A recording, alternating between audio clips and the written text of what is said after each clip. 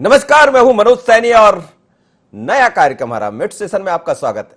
दरअसल ये इस तरह का कार्यक्रम है कि इसमें हम 5 बड़ी खबरें लेकर आपके सामने आएंगे। उन खबरों के जरिए दिखाएंगे कि आखिर सरकार कर क्या रही है, या वो खबर जिससे सीधा आपका सरोकार है। ऐसी तमाम तरह की खबरों पर हम बात करेंगे, लेकिन मध्य प्रदेश की 5 बड़ी खबरें, चलिए सबसे पहले आपको दिखाते हैं आज की खबरें क्या है। मंत्रिमंडल विस्तार से पहले मुलाकात के क्या मायने, उसके साथ ही दूसरी खबर जो हमारे पास रहेगी वो खबर होगी श्रमिक खर्च पर बीजेपी कांग्रेस में खींचतान क्यों, शराब से मौत जिम्मेदार कौन, शौचालय में क्वारंटाइन कोरोना से बचाएगा ये कैसे, क्या हुआ तेरा वादा।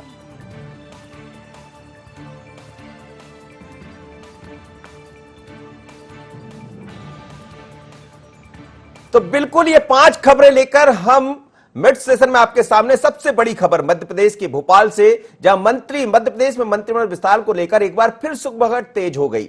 दरअसल प्रदेश के गृह एवं स्वास्थ्य मंत्री डॉक्टर नरोत्तम मिश्रा के निवास पर पूर्व खनिज मंत्री प्रदीप जायसवाल और सिंधिया समर्थक पूर्व विधायक ऐंदल सिंह कंसाना मुलाकात करने पहुंचे, जहां नेताओं से गृह मंत्री ने करीब करीब 20 से 25 मिनट तक अकेले बात की। जिसके बाद गृह मंत्री नरोत्तम मिश्रा बीजेपी प्रदेश कार्यालय में प्रदेश अध्यक्ष बी डी शर्मा से मुलाकात करने पहुंचे, जहां प्रदेश संगठन महामंत्री सुहास भगत भी मौजूद रहे। सूत्रों से मिली जानकारी के मुताबिक सीएम शिवराज सिंह चौहान ने पार्टी हाईकमान से मुलाकात का वक्त मांगा था, जो नहीं मिला। बता दें आपको कि मंत्रिमंडल की जिम्मेदारी प्रदेश अध्यक्ष बी डी शर्मा और गृह मंत्री नरोत्तम मिश्रा के हाथों में सौंपी गई, जिसे फाइनल केंद्रीय मंत्रिमंडल ही करेगा। यानी केंद्रीय हाईकमान के हाथ में पूरी कमान है, वही करेंगे। लेकिन मध्य प्रदेश में मंत्रिमंडल विस्तार को लेकर इस वक्त कवायद काफी तेज है और यह कहा जाने लगा है कि आखिर मंत्रिमंडल में होगा कौन। 2 चेहरे ऐसे आज दिखाई दिए, आप ये देखिएगा तस्वीर इस समय दिखाई दे रही है, जिसमें नरोत्तम मिश्रा जी दिखाई दे रहे हैं। नरोत्तम मिश्रा के बंगले पर प्रदीप जायसवाल पहुंचे थे मिलने, उनकी मुलाकात हुई है। इसके साथ ही ऐंदल सिंह कंसाना की मुलाकात हुई है। चर्चा यह भी है कि भारतीय जनता पार्टी के दफ्तर में गौरीशंकर बिसेन भी पहुंचे थे। तो क्या यह माना जाए कि मंत्रिमंडल विस्तार को लेकर कवायद तेज हो गई है? कौन होंगे चेहरे, चलिए हम बात करते। और ये आप तस्वीर देख रहे होंगे प्रदीप जायसवाल जो मिलने पहुंचे थे, जैसा हम आपसे कह रहे हैं, गृह मंत्री नरोत्तम मिश्रा से, जिनके कंधे पर जिम्मेदारी है। बात करते हैं संदीप मिश्रा से, मेरे सहयोगी जोड़ रहे हैं। संदीप, मध्य प्रदेश की आज की सबसे बड़ी खबर यही है कि मंत्रिमंडल विस्तार को लेकर एक बार फिर कवायद तेज देखने को मिल रही है। और सुबह से आप खबर पर नजर बनाए हुए हैं, लगातार आप भारतीय जनता पार्टी के दफ्तर भी गए, नरोत्तम मिश्रा जी के बंगले पर भी आप पहुंचे, वहां से लेके बीजेपी की दफ्तर और दफ्तर से लेके मंत्रालय तक किस तरह की हलचल है? क्या मान लिया जाए कि कौन ऐसे चेहरे होंगे जो मंत्रिमंडल में दिखाई देने वाले? और जिन 3 चेहरों का आप जिक्र कर रहे हैं, चाहे वो गौरीशंकर बिसेन हो, ऐंदल सिंह कंसाना या फिर प्रदीप जायसवाल, सबसे चौंकाने वाला नाम प्रदीप जायसवाल का है।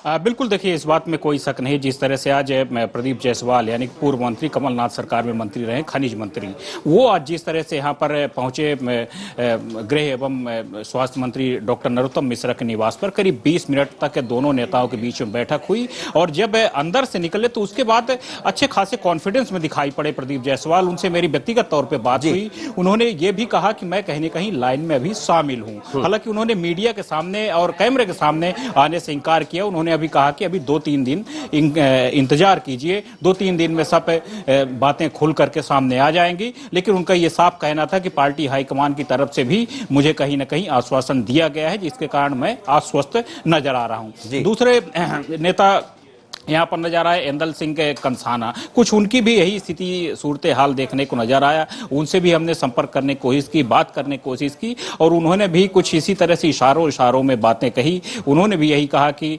मैं मंत्री बनने जा रहा हूं और मुझे आश्वासन दिया गया है। हालांकि वहां उन्होंने यहाँ पर क्या बातें हुई, इन सब बातों को सिरे से खारिज किया। उनका साफ यही कहना था कि हमारी एक औपचारिक मुलाकात थी, हम यहाँ सिर्फ मुलाकात करने आए थे। लेकिन अगर मंत्री की बात, अगर मंत्री बनने की बात करें तो वो कहीं ना कहीं अस्वस्थ नजर आए, और जब मंत्री बनने की बात सब खुद स्वीकार कर रहे हैं तो कुछ न कुछ तो बात यहाँ पर अंदर जरूर रही होगी। उसके बाद अलावा अगर हम बात करें भारतीय जनता पार्टी कार्यालय की, तो जैसे ही इन नेताओं से मुलाकात हुई और उसके तत्काल बाद गृह मंत्री नरोत्तम मिश्रा सीधे बीजेपी कार्यालय पहुंचे, जहां प्रदेश अध्यक्ष बीडी शर्मा से उनकी मुलाकात हुई। करीब 20 मिनट तक अंदर कमरे में इन नेताओं के बीच में बात हुई। प्रदेश संगठन महामंत्री सुहास भगत भी वहां पर मौजूद रहे। 20 मिनट तक इन तीनों नेताओं के बीच में बातें हुई। तो इन सारी बातों से बहुत सारी बातें निकल करके सामने आई। सवाल यही है सबसे बड़ा, क्या ये मान लिया जाए कि आने वाले दिनों में मंत्रिमंडल का विस्तार दिखाई देगा?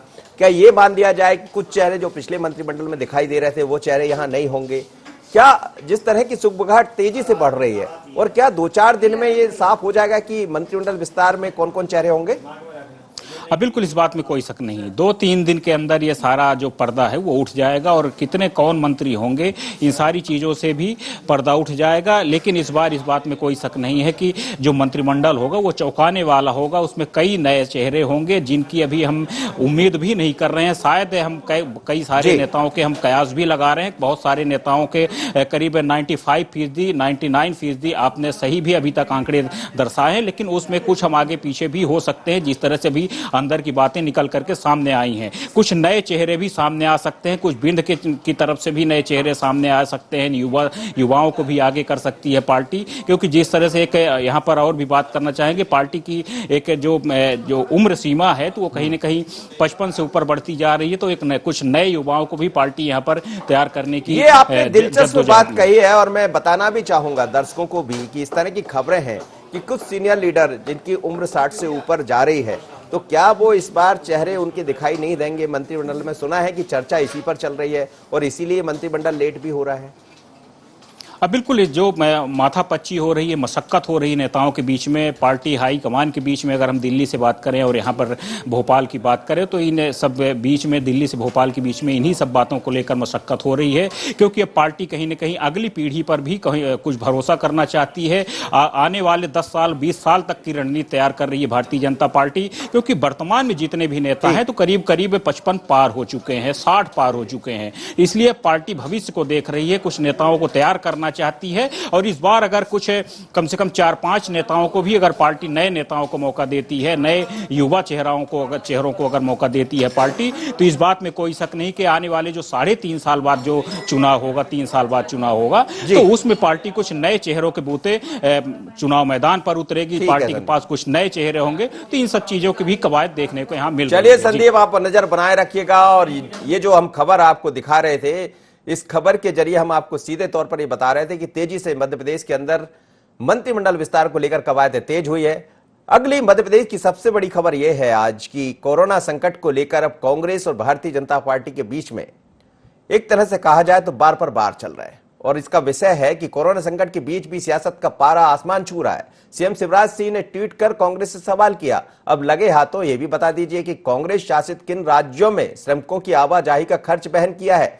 मुझे इस बात का दुख है कि प्रजा जब दुखी होती है तभी आपकी राजनीति शुरू हो जाती है। जिसके बाद सोनिया गांधी ने ट्वीट किया, निर्णय लिया कि कांग्रेस कमेटी की हर इकाई मजदूरों के रेल यात्रा टिकट का वहन खर्च करेगी। वहीं सोनिया गांधी के इस बयान का पूर्व सीएम कमलनाथ ने स्वागत किया और कहा, मजदूरों के रेल और बस का किराया कांग्रेस पार्टी उठाएगी। कमलनाथ ने कहा कि हम साथ थे और हम साथ देंगे। मजदूर का मसीहा कौन, कांग्रेस या बीजेपी? यही सबसे बड़ी खबर है, और इस पर जरा सुन लेते हैं इस पे क्या कहा। मध्य प्रदेश के लाखों मजदूर जो विभिन्न प्रदेशों में कार्य कर रहे थे, पिछले 1.5 महीने से भटक रहे थे मध्य प्रदेश वापस आने, अपने गांव में, अपने जिलों में वापस जाने के लिए। खाने का कोई प्रबंध नहीं था, और बड़ी दुख की बात है कि ना तो केंद्र सरकार ने ना राज्य सरकार ने इसका कोई निर्णय किया, उनको कोई साधन उपलब्ध कराए या उनकी कोई सहायता राशि करी। कांग्रेस अध्यक्ष सोनिया गांधी जी ने जो फैसला किया है कि हर कांग्रेस पार्टी इनके पूरा किराया देगी, ट्रेन का किराया हो, बस का किराया हो, कांग्रेस पार्टी भरेगी, ताकि हमारे मजदूर जो अपना गांव छोड़ के तलाश में गए थे अपने जीवन को मजबूत रखने के लिए, आज उनके लिए कुछ राहत मिले। हम स्वागत करते हैं सोनिया गांधी जी के इस निर्णय का, और हम मध्य प्रदेश कांग्रेस कमेटी की ओर से पूरा उनको इसकी राशि उपलब्ध कराएंगे। चलिए, तो ये जैसा कमलनाथ कह रहे थे कि हम तमाम सारा खर्चा हम उठाएंगे उन मजदूरों का, लेकिन शायद सोनिया गांधी भी ये समझ रही, कमलनाथ जी भी ये समझ रहे हैं कि मध्य प्रदेश की 22 सीटों पर चुनाव होना है और यहां के मजदूरों को लाना जरूरी है। भले आप कांग्रेस शासित राज्यों में क्या कर रहे हैं अलग मुद्दा है। खैर, हम बात करते हैं आकाश से। आकाश, मध्य प्रदेश में राजनीति गरमाई हुई है। राजनीति की वजह यह भी है कि एक सोनिया गांधी ने यह कह दिया कि मजदूरों को लाना है और उसके लिए खर्चा कांग्रेस बहन करने को तैयार है, और शिवराज जी ये पहले से कह रहे हैं कि मजदूरों के लिए हम तो लगातार प्रयास कर रहे हैं। बाद में उन्होंने ट्वीट भी कर दिया। लेकिन हम देख रहे हैं कि राजनीति में बहुत जमकर ये मामला गरमाया हुआ है, दोनों तरफ से बार पर बार चल रहे हैं। तो होगा क्या? क्या वास्तव में सोनिया गांधी की बात को मान लेगी सरकार? जी बिल्कुल मनोज जी, यही एक बड़ा सवाल है और यही एक दिलचस्प बात भी है मध्य प्रदेश की कि कोरोना के संकट काल में जहां दोनों ही, चाहे कांग्रेस या बीजेपी की बात करें, दोनों दल साथ में आकर जो है प्रभावित लोगों की मदद की बात कर रहे हैं, गरीबों की, श्रमिकों की मदद की बात हो रही है। लेकिन इसमें कहीं ना कहीं राजनीति भी साफ तौर पर देखने को मिल रही है, क्योंकि जिस तरीके से श्रमिकों को लेकर आने तक जो है, उनके गृह जिले पहुंचाने तक, उनके घर पहुंचाने तक को लेकर जो है यहाँ पर राजनीति देखी गई और कांग्रेस हर मूड में जो है सरकार पर जो है निशाना साधती हुई यहाँ पर नजर आ रही है। और इसी कड़ी में अब कांग्रेस ने सीधे तौर पर, जिस तरीके से कांग्रेस की जो राष्ट्रीय अध्यक्ष हैं सोनिया गांधी, उन्होंने जिस तरीके से पूरे देश में कांग्रेस के जो पार्टीज हैं उनको साफ तौर पर निर्देशित किया है कि सभी राज्यों की जो कांग्रेस पार्टियां हैं वो जो है अपने राज्यों के श्रमिकों का खर्चा खुद उठाएंगी, मतलब उनकी टिकट का खर्चा अब जो है कांग्रेस की जो कमेटियां हैं, माफ कीजिए, प्रदेश कांग्रेस कमेटियां वो उठाएंगी। तो सीधे तौर पर बड़ा सवाल है कि ये राजनीति से उत्प्रोत फैसला है या वाकई कांग्रेस मदद करना चाहती है। जब हमने इस बारे में, चाहे हम कमलनाथ जो मध्य प्रदेश के पूर्व मुख्यमंत्री हैं, पीसीसी चीफ हैं, अन्य कांग्रेस नेताओं की बात करें, जब हमने उनसे बात की तो उनका साफ तौर पर यही कहना था कि अभी तक जो जिस तरीके से मध्य प्रदेश में काम होना चाहिए था मजदूरों को वापस लाने के लिए, श्रमिकों को वापस लाने के लिए, वो काम धरातल पर देखने को नहीं मिला। मुख्यमंत्री शिवराज सिंह चौहान लगातार दावे तो कर रहे हैं लेकिन धरातल पर स्थिति कुछ और है और इसको लेकर एक हेल्पलाइन भी जो है कांग्रेस की तरफ से जारी की गई है। आकाश, ये भी मान लिया जाए कि कुछ दिन पहले कुछ खबरें आई थी जिसमें रेल टिकट उन लोगों से ले लिया, उन मजदूरों से पैसा ले लिया गया, तो क्या इसीलिए कांग्रेस को एक मुद्दा मिल गया और उन्होंने इसको भुनाना चाहा है? जी निश्चित रूप से, क्योंकि अभी अब से 3 दिन पहले जो नासिक से विशेष ट्रेन आई थी जिसमें नासिक से बड़ी संख्या में जो है मध्य प्रदेश के मजदूर आए थे, उन मजदूरों से इस तरीके की खबरें निकली थी कि उन मजदूरों ने रेलवे का टिकट खुद खरीदा था और 312 रुपए का टिकट 354 रुपए में दिया गया, इस तरीके की खबरें थी। और उसके बाद अब कांग्रेस इस पूरे मुद्दे को बनाने में लग गई। यही कारण है कि मध्य प्रदेश की अगर हम बात करें, क्योंकि मध्य प्रदेश में सियासी घटनाक्रम पहले से ही बदला हुआ है, क्योंकि जैसे ही देश में कोरोना संकट काल शुरू हुआ था, यहाँ पर मध्य प्रदेश में जो है सरकार का जो है संकट काल शुरू हो चुका था। सरकार बचेगी गिरेगी, क्योंकि कांग्रेस की सरकार थी यहाँ पर और लगातार कांग्रेस आरोप भी लगा रही थी कि बीजेपी गिराने की कोशिश कर रही है। और कोरोना के संकट काल में ही सत्ता परिवर्तन हुआ, मुख्यमंत्री शिवराज सिंह चौहान ने पदभार ग्रहण किया, तो इस दृष्टिकोण से एक बार फिर से वही चीज यहाँ पर होती हुई दिखाई दे रही कि सरकार को लेकर जो है अब कांग्रेस यहाँ पर मुखर होती हुई नजर आ रही है और कोई भी मुद्दा जो है कांग्रेस विपक्ष में रहते हुए छोड़ना नहीं चाहती। यही कारण है कि उसको बुनाती हुई यहाँ पर नजर आ रही है। जी मनोज, चलिए आकाश, निगाह बना के रखिएगा। और एक खबर अपने आप में बड़ी जब होगी कि परमिशन मिलती है कि नहीं। सोनिया गांधी तो कह रही है कि हम मजदूरों का किराया दे देंगे, लेकिन क्या सरकार स्वीकार करेगी? क्योंकि केंद्र में सरकार भारतीय जनता पार्टी की है, मध्य प्रदेश में सरकार भारतीय जनता पार्टी की है। अब बढ़ते हैं तीसरी खबर की तरफ। आज मध्य प्रदेश की सबसे बड़ी खबर रतलाम से भी आ रही है। आपको पता है कि पूरे देश भर में इस समय शराब की दुकानें बंद हैं। मध्य प्रदेश में आज कुछ दुकानें चालू करने की बात सरकार ने कही है। रतलाम के नामली थाना क्षेत्र में 2 दिनों में 6 लोगों की मौत से हड़कंप मचा हुआ है। वहीं पुलिस ने 4 लोगों की मौत की ही पुष्टि की है। परिजन मौत की वजह से जहरीली शराब बता रहे हैं। तो दूसरी तरफ जावरा में भी एक व्यक्ति की शराब पीने से मौत हो गई, जबकि 2 लोगों का इलाज जारी है। अब इस पूरे मामले में प्रशासन की कार्रवाई पर सवाल उठ रहे हैं कि लॉकडाउन के बावजूद भी शराब लोगों तक कैसे पहुंच रही है। शराब से मौत, जिम्मेदार कौन है? शराब बना मौत का कारण। और यही आज की सबसे बड़ी खबर है। आप देखिए, जो तस्वीरें आप देख रहे हैं, जो फोटो के जरिए हम आपको दिखा रहे हैं, ये वो लोग हैं जो काल के गाल में समा गए। ना तो इन्हें समझ आया कि शराब पीना बहुत जरूरी है, ना उनको समझ आया कि शराब नकली आप बेच रहे हैं, कौन सी बेच रहे हैं। और ये अपने आप में एक बहुत बड़ा जुर्म माना जाता है जब इस तरह की शराब यदि बेची जाए और शराब से लोगों की मौत हो जाए, यानी शराब में कहीं ना कहीं कुछ गड़बड़ था। जांच चल रही है। एसपी क्या कह रहे हैं, सुन लेते हैं। अभी तक जो लोग मरे हैं नामली थाना अंतर्गत में 4 लोग जो हैं रघुनाथगढ़ और भदवासा के, जिनकी शराब पीने से मृत्यु होना पाया गया है। और इसके अलावा जो 2 अन्य लोग जिनको लोग बता रहे हैं उसकी भी पुष्टि नहीं हुई है, क्योंकि उसमें एक व्यक्ति जो बड़ौदा क्षेत्र के रहने वाले हैं उनकी हार्ट अटैक की भी बता रहे हैं लोग, तथ्य बता रहे हैं, तो उसकी अलग जांच चल रही है। लेकिन ये 4 लोग हैं जिनकी अत्यधिक शराब पीने या जहरीली शराब पीने से मृत्यु होना प्रथम दृष्टया प्रतीत हो रहा है। हम लोग जांच कर रहे हैं कि कहाँ से शराब पहुंची, कौन लोग इसके पीछे इन्वॉल्व हैं। अगर रघुनाथगढ़ में जो घटना हुई इसमें कहीं शराब लेके आए थे, कौन लाया, बेच रहा है, क्या कर रहा है, उनके खिलाफ भी जो भी अपेक्षित कार्रवाई होगी वो की जाएगी। चलिए, ये वही गौरव तिवारी साहब है जिनके चर्चा ईमानदारी को होते हैं, जिनके चर्चा इस बात को लेकर होते हैं कि बहुत ही काबिल अफसर है, लेकिन उनके राज्य में यदि शराब नकली बिक गई, शराब से मौत हो गई, तो कह रहे हैं कि बख्शेंगे नहीं। और हमें उम्मीद है ऐसे एसपी से कि शायद वो इसको बड़ी गंभीरता से लेंगे, कह भी रहे लेने का। शैलेंद्र इस समय जोड़ रहे हैं मेरे साथ, नामली से हमारे संवाददाता, शैलेंद्र से बात कर लेते हैं। शैलेंद्र, ये अपने आप में बहुत ही गंभीर मामला है कि शराब पीने से 6 लोगों की मौत हो जाती है, 2 जाबरा में और 4 जहां से आप है उस जगह से। 4 की पुष्टि खुद एसपी साहब कर रहे हैं, 2 पर अभी जांच जारी है। लेकिन क्या ये माना जाए कि लोग शराब के इतने आदी है कि हर हाल में उनको शराब चाहिए? दूसरी बात यह कि नकली शराब बनकर बिक रही और पुलिस को खबर भी नहीं। जी, इसमें मैं बता दूं कि रतलाम गौरव तिवारी है, आज बहुत ईमानदारी के नाम से विख्यात है। और यहाँ पर आज जो रतलाम पुलिस के ऊपर एक प्रश्न चिन्ह लगा है, उसको साफ करने में रात भर पुलिस ने आज सुबह 4 बजे तक इसके लिए सर्चिंग करी गई है और कई शराब माफियाओं से पूछताछ भी की गई है कि नकली शराब कैसे आई है। जहां पुराने हिस्ट्री है उनको पकड़ा गया है। और यहाँ तक खबर मिल रही है कि आज गौरव तिवारी रतलाम पुलिस अधीक्षक का जन्मदिन है और नामली पुलिस उसको लेकर सुलझाने की पूरी उम्मीद लगाई गई है और आज शाम तक इसका खुलासा भी करने की पूरी उम्मीद लगाई जा रही है। नहीं, ये तो पुलिस करेगी खुलासा। शैलेंद्र, आपकी रिपोर्ट क्या कह रही, किस तरह से शराब आई? पुलिस तो अपना काम है, वो अपनी बात कहती है, लेकिन आप एक संवाददाता होने के नाते आपको क्या दिखाई दे रहा है इसमें? जी, हम डोर टू डोर हर गांव में गए और हमें ऐसा लगा है कि कहीं कहीं शराब या नकली शराब या कुछ कह सकते हैं जहरीली शराब से ही मौत होना ये प्रतीत आया 4 व्यक्तियों का। और पुलिस दृष्टिकोण भी इसी बताया गया है। बाकी 2 मौतों का नहीं जो पुलिस ने बताया है उसकी कुछ जांच कर रहे हैं, उनमें भी कहीं ना कहीं अगर जांच गहनता से होती है तो कहीं ना कहीं उनमें भी शराब का मुख्य कारण सामने आएगा। तो क्या ये माना जाए शराब नकली थी और कई दिनों से बिक रही है?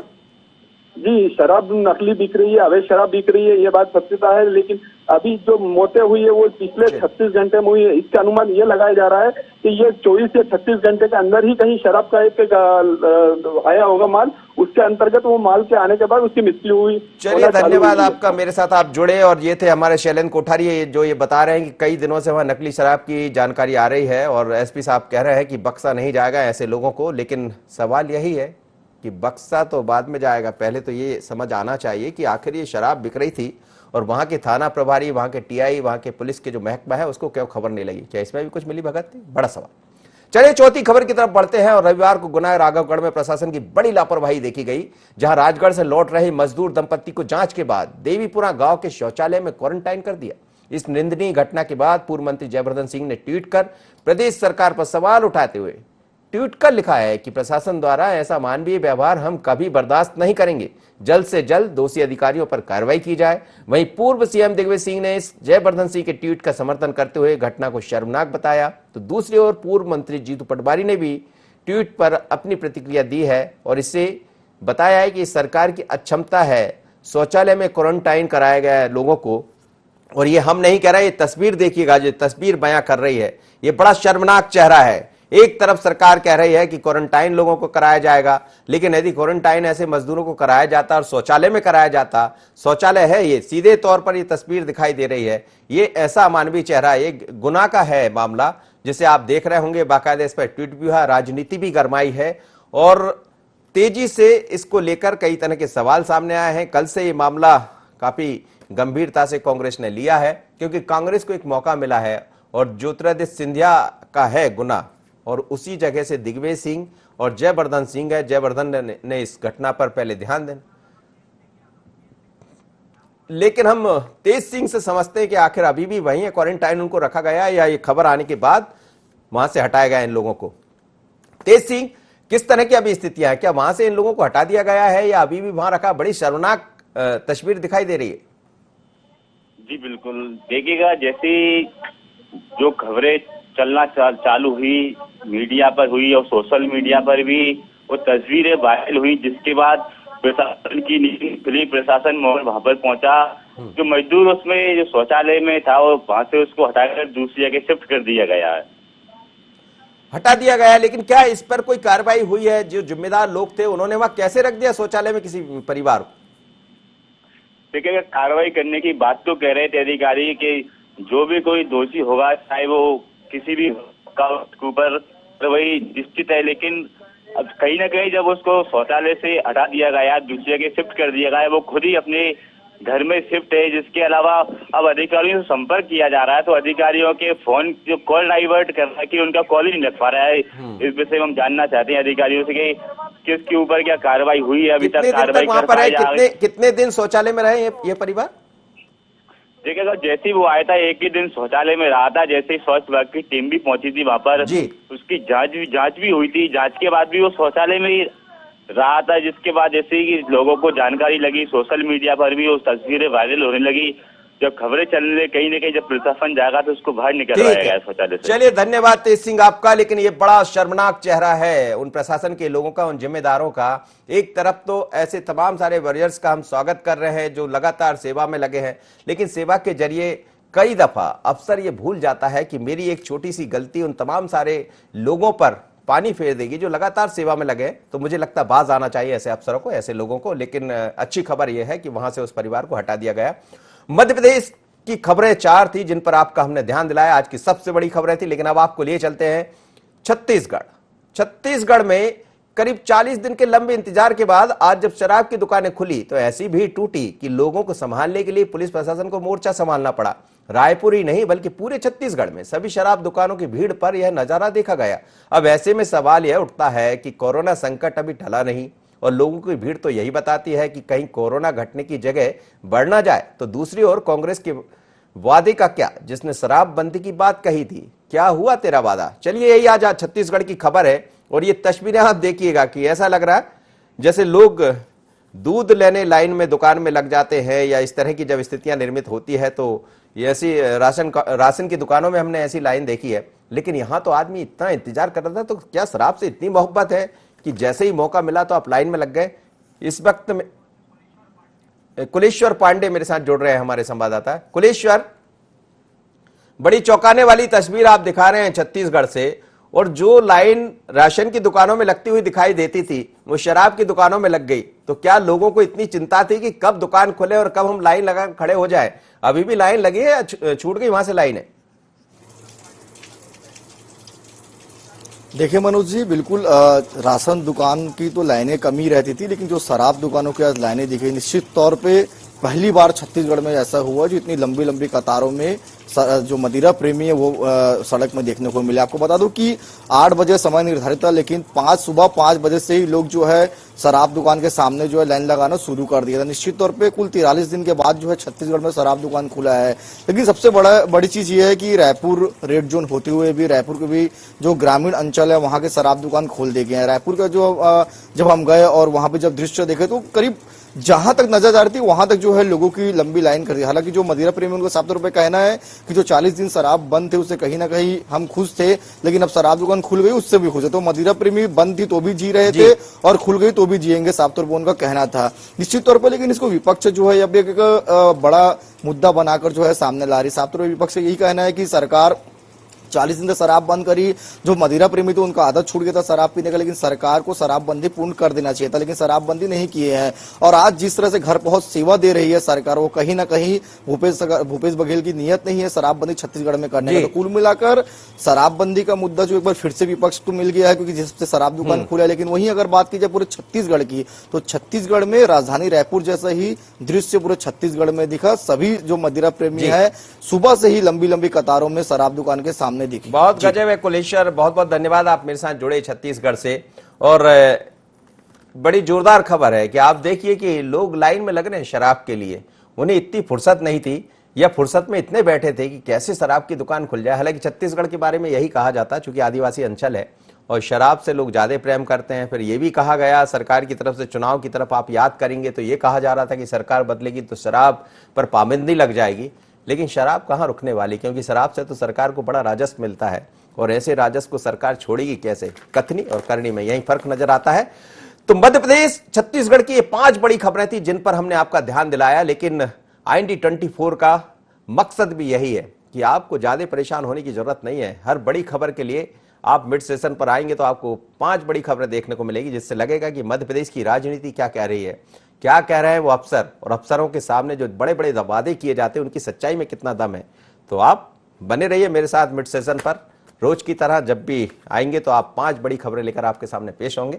बाकी खबरों के लिए देखते रहिए IND24। मुझे दीजिए इजाजत, नमस्कार।